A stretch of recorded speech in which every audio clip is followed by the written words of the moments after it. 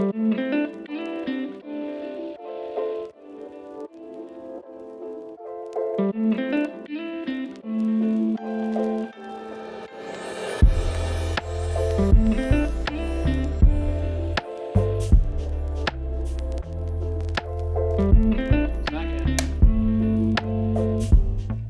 name is Sandy Hoekstra. I'm a professional filmmaker, and I moved here from Alberta.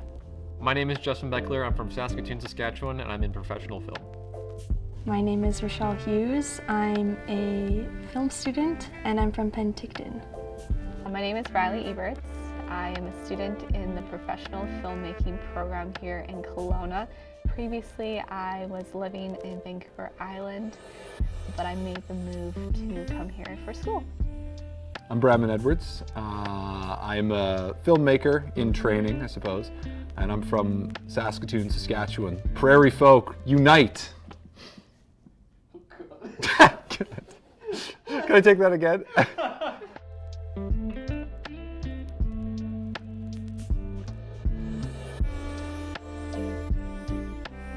Whenever we watched a movie, I would always go to the bonus features and watch the behind the scenes. It was fascinating to see everyone's work and what they contributed to making a film and how it all came together, and I thought it would be so cool to be a part of it, so I would say that's when my interest in film began. My dad had this big camera that I used to nickname the Beast, and he would film just holidays and stuff like that, and I became fascinated by it, and yeah, that's where it all started, on the Beast.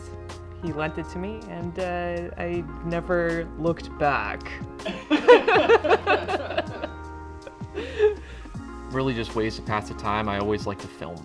I always like to make little sketches and plan everything out and just film it just for fun. Not really to show anybody, but just have it for me. People say that people in Canada are really smart, but some of us aren't.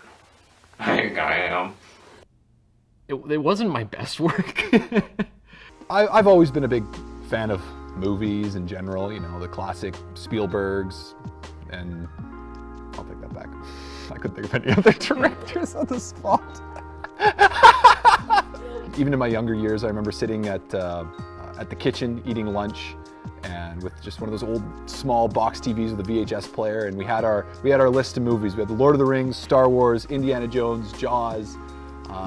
The list goes on a little bit, but we would play those movies on repeat over and over and over. Every time we ate lunch, we'd put a new one in. And that really sparked my imagination. I think that's good, yeah. Okay. Settle in, nobody finds light switches. My life before pursuing film was very mundane. I didn't really do a lot. I didn't really go outside or do anything. It was just go to work, come home, sleep, and just repeat the process the next day. And that was a very large majority of my adolescent life, and I decided that I wanted to make a change, and so here I am.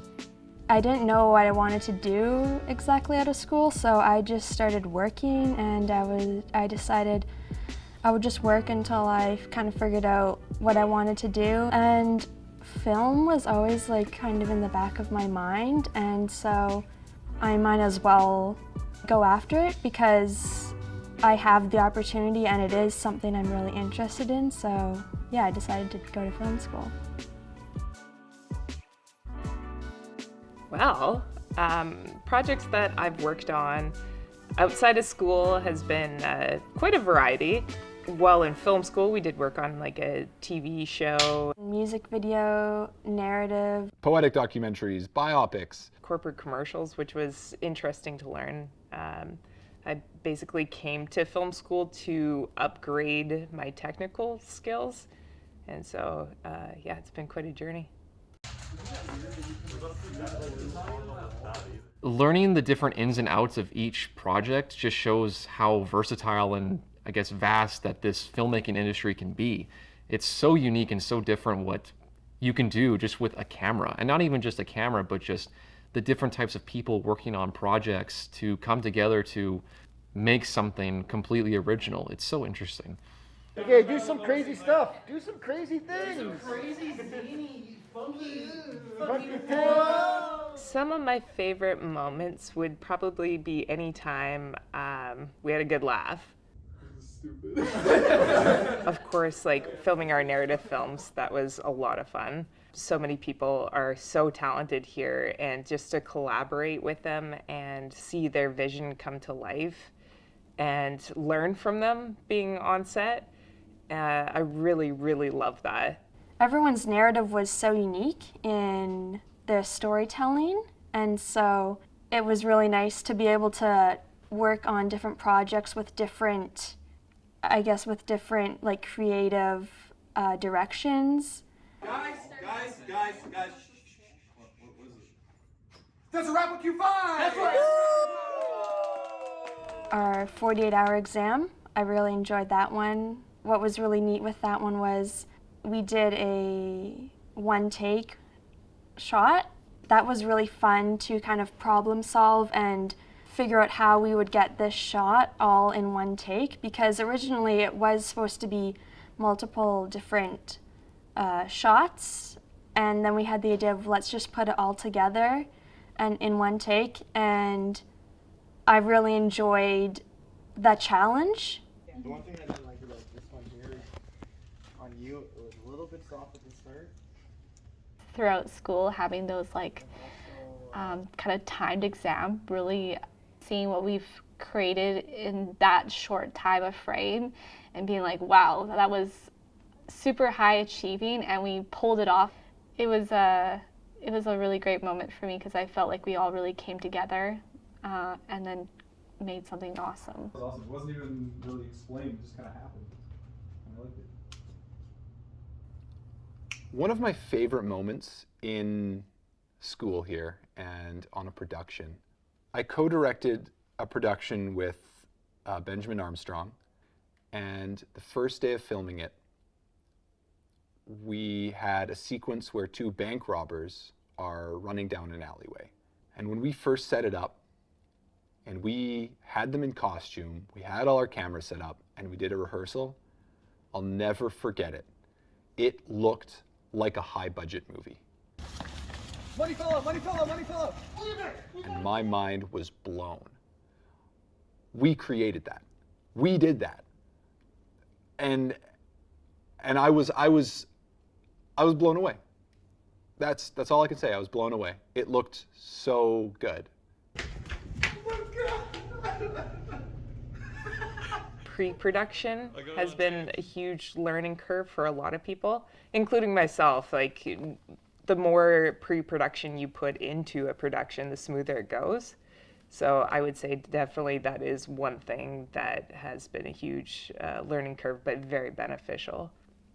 So any project that didn't have a strong pre-production, we could feel it. Sometimes getting caught up on like, you know, does this look good? Are people going to appreciate this? You know, is this going to be something that somebody's actually going to like? And I think it's just learning to let go of those preconceived notions and any sort of judgment people have, and just have fun, like enjoy the process, you know, be creative, you know, think outside the box, make mistakes, fail again, fail maybe 4 other times, and then you're gonna learn a lot about like yourself and just like the whole process. Right to left, shake. Being able to properly communicate and collaborate, and also stay organized with everything, that is a massive task in filmmaking, and that's with any project.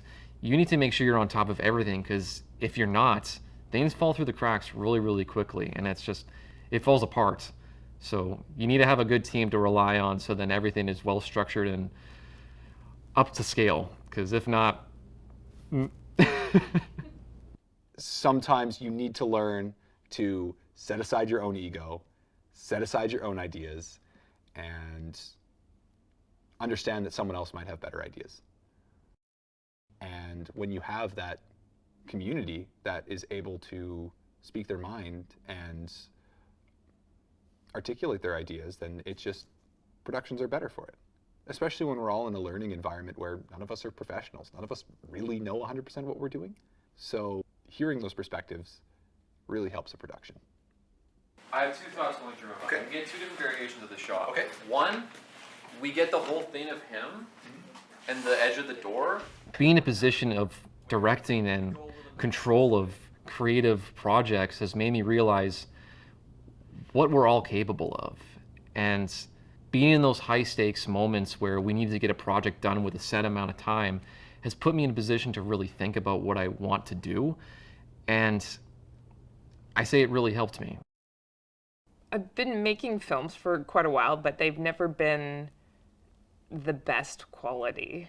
The people that I've met and their perspective and their passion of filmmaking and their eye for technical things that maybe I didn't see before, or how it plays into the storytelling of a movie has been, it's been very beneficial. And action.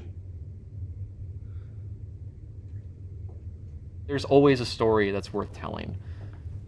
And I think it's important that everyone should at least try to tell their story.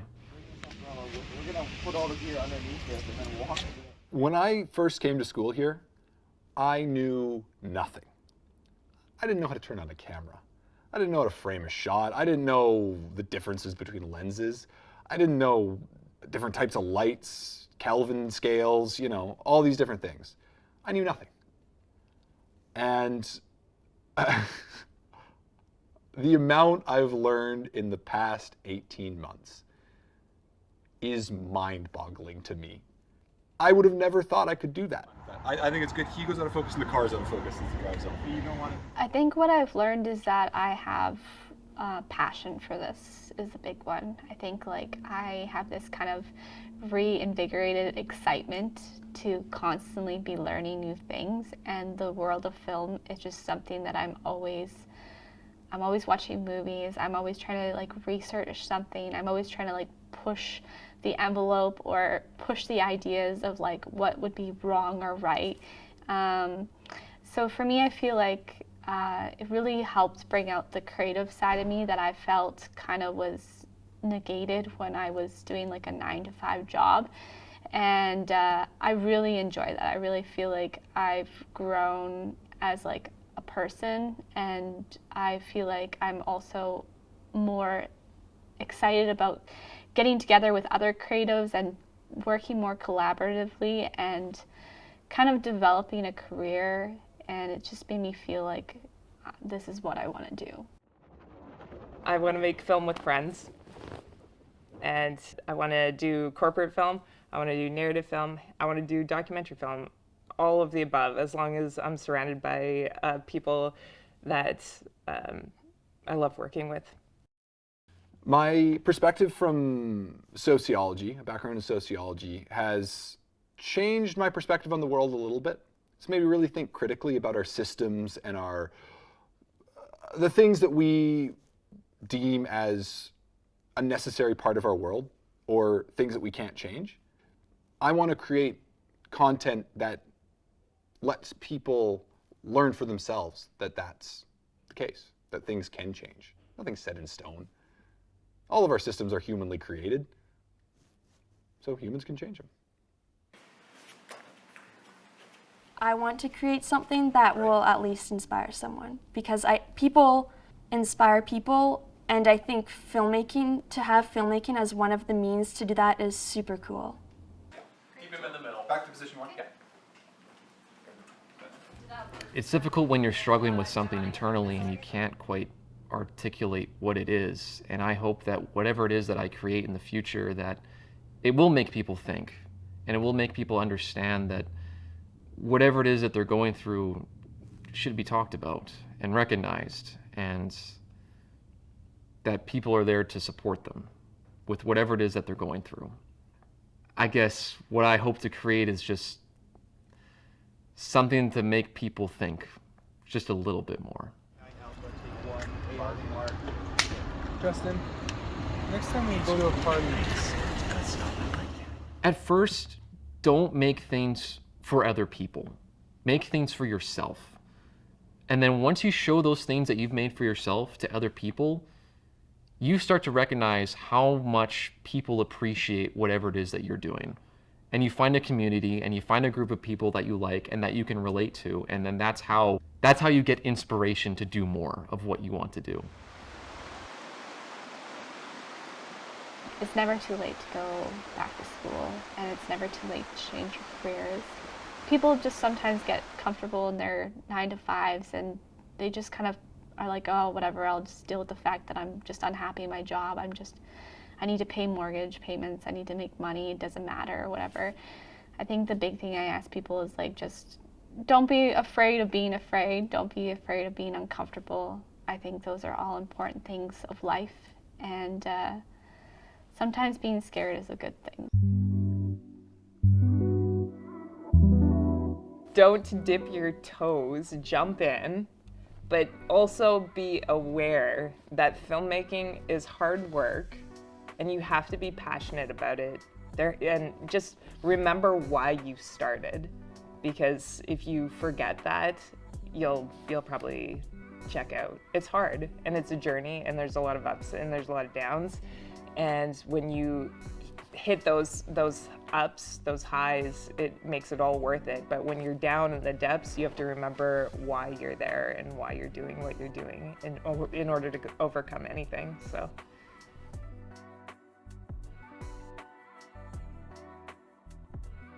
Getting myself out there in the film industry is number one. Working full-time and starting to make some money would be awesome, so I can pay off my student loans, because I'm a little broke right now. Hey camera, scene 1, take 2. I think that's just like the beautiful thing about film is you don't always know who you're gonna meet next, and you don't always know what project is gonna end up at your feet. But I think you just have to kind of go with things and roll with the punches and kind of just take every opportunity and always kind of walk that line of uncomfortableness, because I think those will always lead to new opportunities. When people are going through this sort of industry, and this could be with any job, they know where they want to be. And they know where they want to go, and they have a plan, and they pursue it. They know where they want to go, and they just do it. I don't really know yet. And there's times where it can feel daunting, because this industry is massive. There's so much potential and opportunities, and you have no idea what project you're going to be working on after the next one. And I love directing, I love editing, I love working with creative people, just because it's new and it's a new experience. But I don't really know yet. But in a way that's exciting, because there's a new opportunity around every corner, and there's so many unique people to meet, and I'm just excited to see where it goes.